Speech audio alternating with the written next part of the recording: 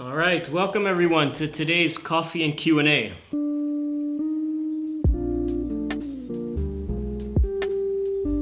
Today we're going to be talking to Simona Nickmanova. She is a serial sustainable entrepreneur based in Amsterdam.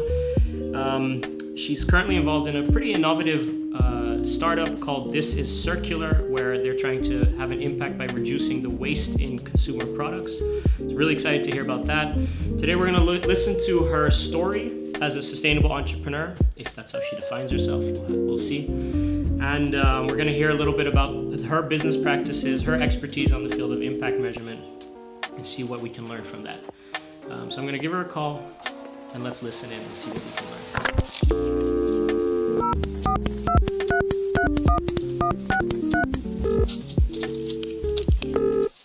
Hi, Simona. Good to see you. How are you doing?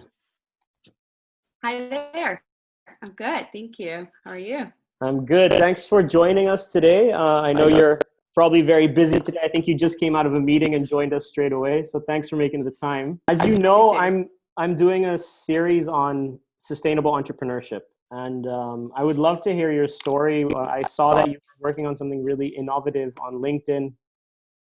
And I thought, I want to hear what's going on here. And then when I spoke with you briefly, I realized that you kind of have a journey in this sustainable entrepreneurial thinking and expertise. So I'd love to talk to you about that a little bit. Before we get started in the more detailed questions, can you tell us who you are and what you do? Well, hi everyone, I guess. I'm Simona. I am originally from Slovakia, but lived in Amsterdam now for 7 years. Lived in a couple of other cities before, so I've been city hopping the world. Decided to settle in Amsterdam, and currently I'm working as a sustainability specialist, helping companies make sustainability part of their vision and make it more meaningful and practical. And you're a co-founder there, or you work at different companies? Do you start your own companies, or how does this look?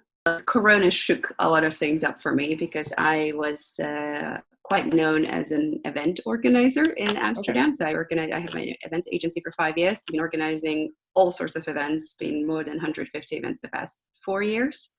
Wow. Which then all stopped in March. So I had to take quite a big decision to go away from the events. Well, rather, the events went away from me. So I now refocused on sustainability. Okay, so is this a new development in your life, this focus on sustainability, or was it always there? No, it was always there. I started, when I started with events, I already seen the inclination of me trying to do them in a better, more meaningful, more sustainable way. Because as an event organizer, you obviously have the privilege to see everything that happens in the backstage as well. And that includes the huge amounts of trash and piles of things that are being thrown away after a conference. And that's where I decided that there has to be a possibility to do this better. So I started getting myself certified as a green events assessor, and being able to organize events and happenings and gatherings in a sustainable way. So that sustainability angle started there much earlier. And now instead of applying it on events and gatherings, I'm applying it on companies. So, and I think that venture was called Magnetica, right? Magnetica is a very event-centric agency that would connect everything into each other, not only events, because normally companies use events as their marketing tool, and we realized that when somebody approaches you when someone would approach me to organize an event or a conference for them, we would very quickly have a lot of discussions that had to do with company overall strategy, right? I had to understand what's their strategy for the year going forward so that I could implement that into offline experiences. I always say that any conference or an event is like literally a physical embodiment of the company's brand. And therefore we would have to then really go into, okay, what are the company values? Not only the logo colors and what color do we need to make the balloons, but really also what are your values and how can I translate that into the event for your guests. Right.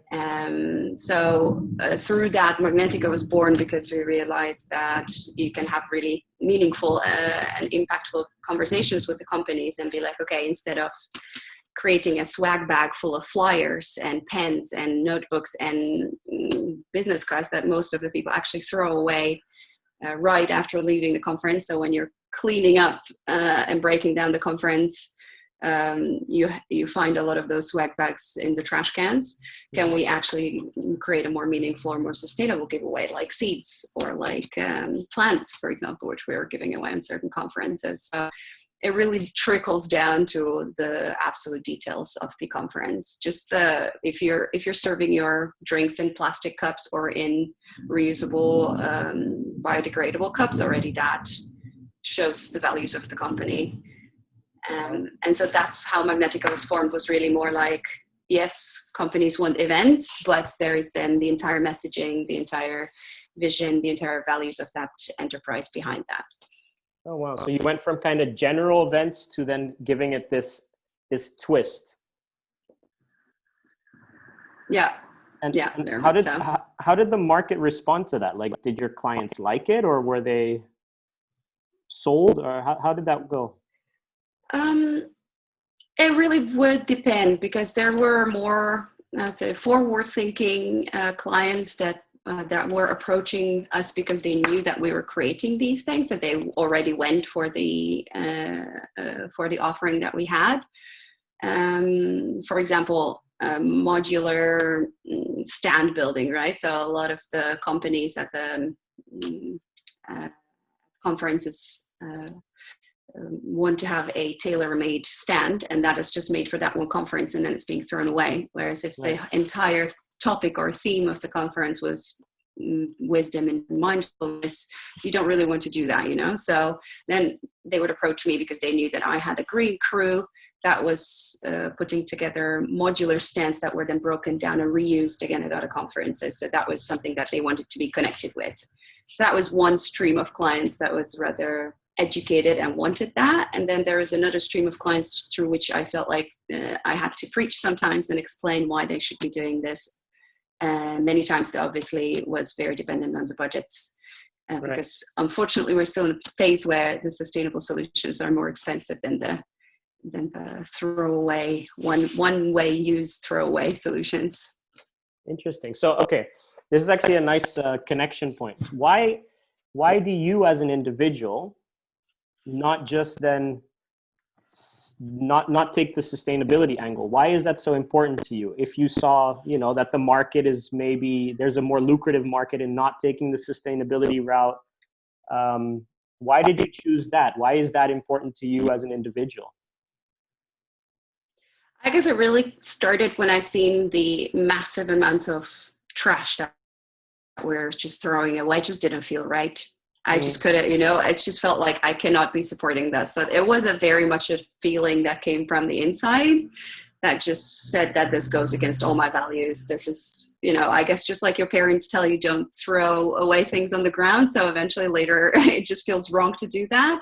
Yeah. This felt completely wrong because there was fresh food, there was completely useful clothing pieces. And if you're a bit more informed about what's going on in the world, it just didn't feel right.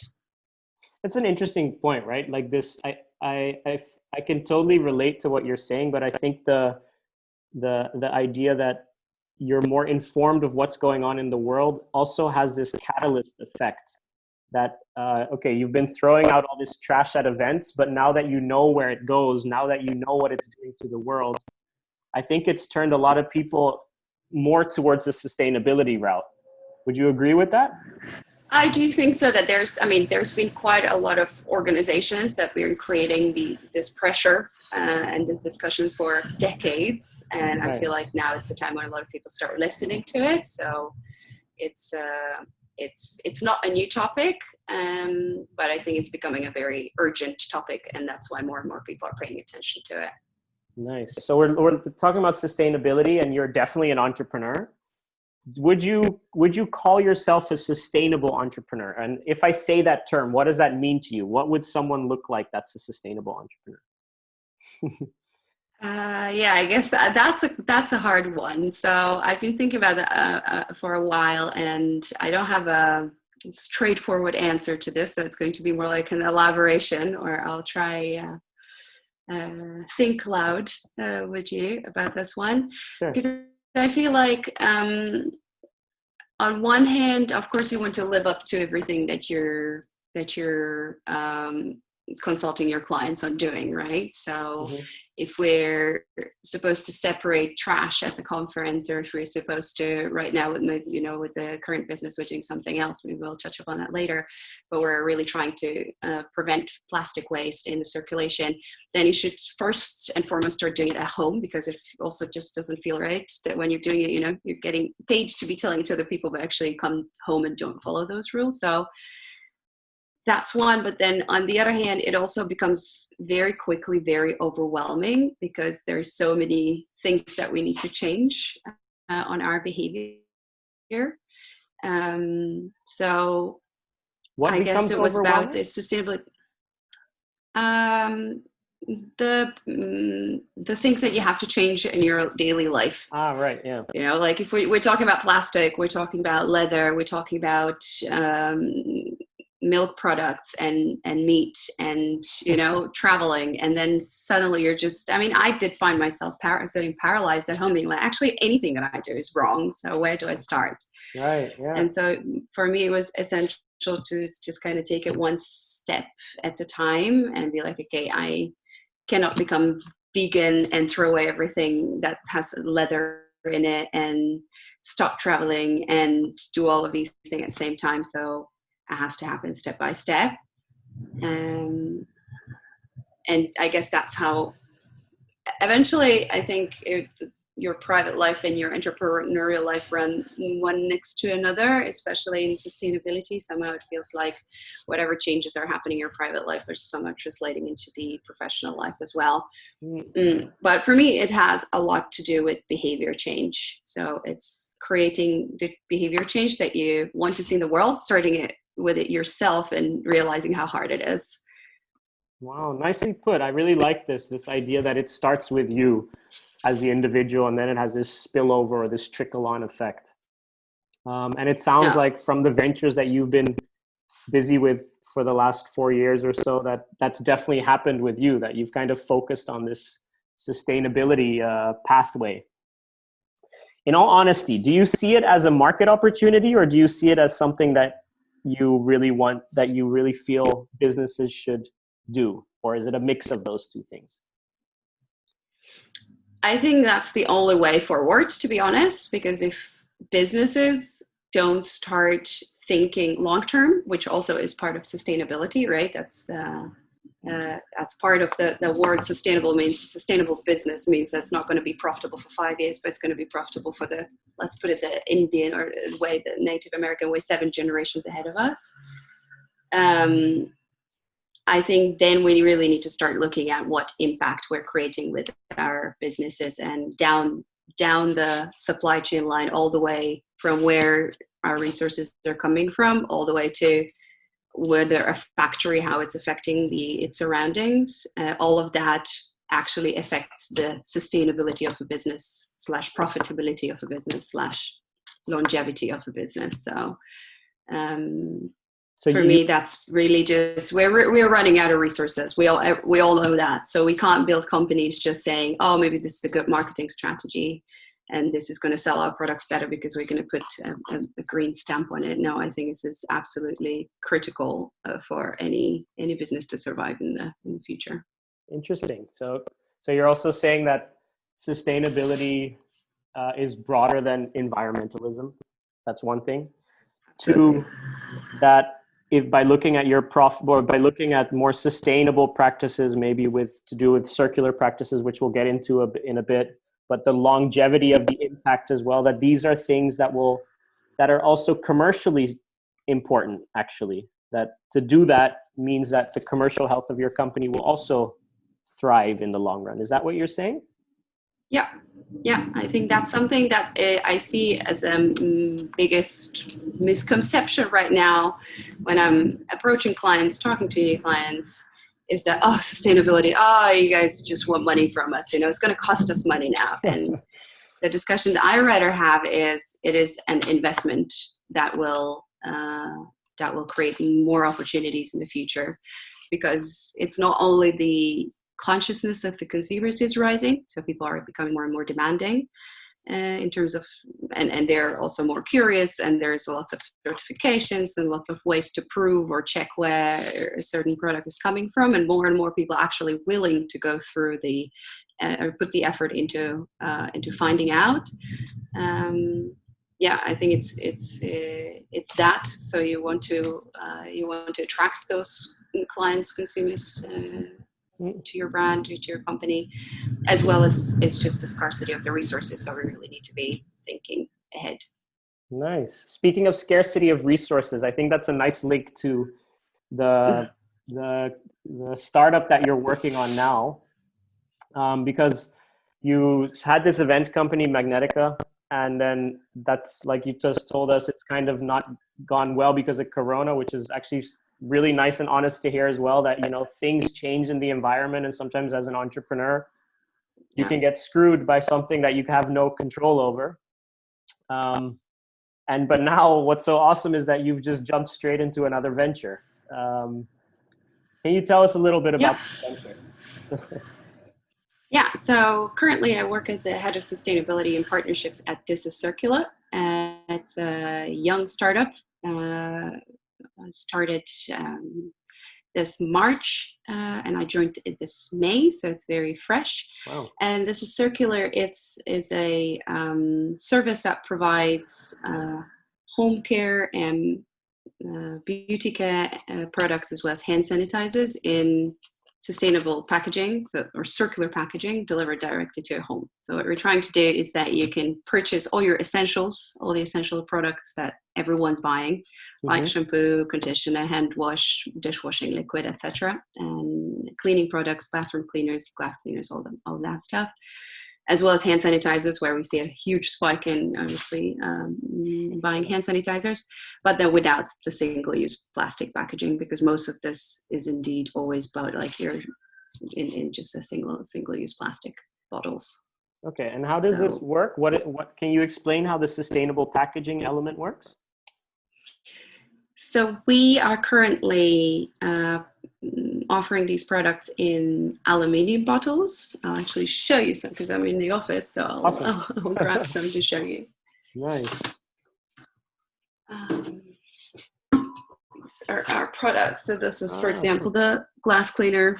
This is a hand sanitizer in like a big size and a travel size. Wow. So we offer them in aluminium bottles. Are they heavy? No, it's aluminium. It's it's very light. Nice. It's very light. And so you buy the product that's inside, but the bottle and the spray head belongs to us, and we want it back. It's very much like, you think about it like a beer deposit system, beer bottle deposit system. You return it, it's being washed, it's being refilled. And like this, we're aiming for circularity in terms of the packaging. We reuse it as much as we can, and then make sure that it's being disposed of or recycled, upcycled as much as possible after its life cycle's over. Can you explain upcycling? There's various processes, right, running here, so it's quite complex. But for example, what we're looking at right now is getting the plastic out of the oceans, which there are already organizations doing that. So we work in close collaboration with them. So we don't use virgin plastics, but we use plastic that already had a life before, and now we're extracting that out of the beaches and oceans. You can purchase that plastic that the other organizations are doing, and then repurpose them, so reuse them, upcycle them into something that that has function again. So we're looking at creating these trigger space pump heads from ocean plastic, for example. Okay. Is that from a commercial perspective, are these, you know, your vision to use upcycling, to use used products or used materials, is that more expensive for a business? At the moment, yes. Okay. At the moment, yes, because there's a lot of processes that are still missing. I think the demand for it is really big. You probably know Charlie from Adidas and a lot of these a lot of fashion brands jumped on creating functional clothing from plastic, from ocean plastic, so that they can attach that to their brand. So I think demand is growing, but it's also obviously the supply needs to, the infrastructure to extract plastic out of the water, make it into a yarn that you can then turn into a Adidas t-shirt or Adidas shoe, is quite a long one, and it's a very new process, right? So if you want to do that for trigger sprays, for example, we're currently struggling with even getting these made in Europe because no one's producing them here, because China is just like way ahead with producing these kind of things for a very, very cheap price. So there's no business currently in Europe that can be competitive. So for us, even in terms of sustainability, circularity, and me looking at the supply chain is, can we get this from somewhere that's closer than China, because that is not sustainable, but we currently don't have any other option. That sounds like a market opportunity. Oh yeah, definitely. There's a lot of market opportunities right now. Nice. I can tell you another one, cleaning the bottles after there was a hand soap in them. They're foaming, and there are no dishwasher that's made for cleaning a bottle that actually had a hand soap or a shampoo in them. Those are all foaming agents, and all of that now you can really clearly see was made to be thrown away. No one ever thought about, or there's currently no solution for cleaning these bottles. So if any one of you guys wants to jump on this and create a dishwasher for me, please. Do you guys currently have some sort of strategy in place to figure out like what you want to change in terms of waste and emissions, and where you're focusing on and what's more important to you? Do you measure this somehow, or can you tell us a bit about that? Yes, so our main focus, and this is also something where I said at the beginning, you have to kind of choose your battles, because you cannot just like go at all the SDGs, the global sustainability global goals. Like you just cannot go at all of them at once. So you have to pick your battles. And for us, it's clearly getting rid of the plastic and preventing it from going into landfill and oceans. So providing all other solutions that we can, that we solve this problem. For that matter, we realize that right now, for example, a lot of the steps we're taking to get there aren't sustainable, like ordering the bottles and the trigger sprays from China. We are also very openly communicating about that, saying, hey, is there someone else that wants to solve this? Because currently this is an issue, but this is a global issue, so we can't solve that as well. For example, aluminium is also not an ideal material that we're using right now. We're looking into using stainless steel bottles down the line, designing our own bottles that would work a bit better. Mm-hmm. But this is, for example, a really great agent for creating the behavior change, which is something that is at this stage very important. So though we might be creating more wastewater, though we're shipping these bottles from China and short term creating a bit more, let's call it CO2 emissions right now for the ease of things. Mm-hmm. I think in terms of creating impact on the behavioral change level, it's helping us, because it just feels wrong to throw this bottle into the trash. It's just too pretty. So you're like either going to reuse it for something else, and by all means keep it at home is fine, or you return it back and then we reuse it. So we are now putting into place ways to calculate how many plastic bottles we prevented from entering the market, which is a very easy math. Really, every time a bottle comes back and we reuse it, it's one less plastic bottle that was produced and thrown away. That's, however, like very early days, because it's, the calculation is going to take us, we need a little bit more scale to be able to present numbers that actually are impressive. When it comes to like, mm-hmm. No, go ahead. Yeah. When it comes to like tools and frameworks, you probably know just as good as I do that it's just one big mess right now. And the entire sustainability scene is just trying to figure out what's the best way to measure impact. And we have SDGs, which are like the sustainability global goals. Those are made mostly for governments. Now we have ESGs, which are a bit more measurable impact of investments within businesses. And then we have all these like CO2 measuring tools that are actually translating everything into carbon emissions. But does that make sense? Partially yes, partially no. So in terms of frameworks, there's no one unified framework yet how to measure impact, because it has to be measured on so many levels that it's, I think, a very exciting time to join the sustainability revolution, because there's so much work to do. Nice. Yeah, this complexity of impact measurement is an interesting one, because you could almost say, instead of spending resources and time on measuring, we should just get on with doing as much as we can with good intention. But I'm curious to see in the future how you're going to measure this, and if you're going to continue with this. I really like the model. I actually checked it out. I'm going to share a link with the students as well, so they can have a look, maybe buy some. Yeah, I think I heard from you that you had your first sales this month. We just launched our website this Tuesday, so we're in a pilot phase. We have, I think, 23 orders in right now as we speak. Yay! So we're definitely shipped some deliveries this week already, and if anyone wants to try it out, we're delivering Central Amsterdam right now with our own delivery system, and figuring out the reverse logistics of it also. How can we actually pick up the bottles from the people and get them back into our office? Wow, that's amazing. Simona, thank you.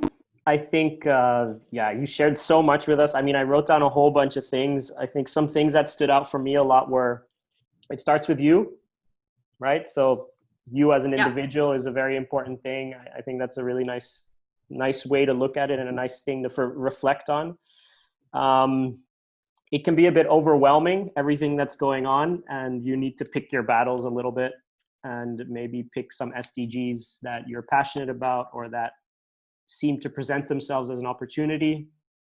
And to just kind of get on with it in a very imperfect world. Like, I really like what you said about, look, aluminium isn't perfect either, but it's also a step in behavioral change that we're trying to achieve.